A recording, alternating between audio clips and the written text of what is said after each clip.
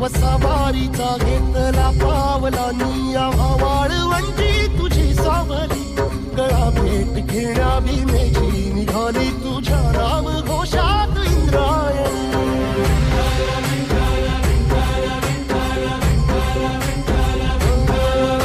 भिडे आसमंती ध्वजा वैष्णवांची उभी पंढरी आज नानावली तुझे नाव ओठी तुझे रूप ध्यानी जीवाला तुझी जरी बाप साऱ्या जगाचा परी तू आम्हाला करांची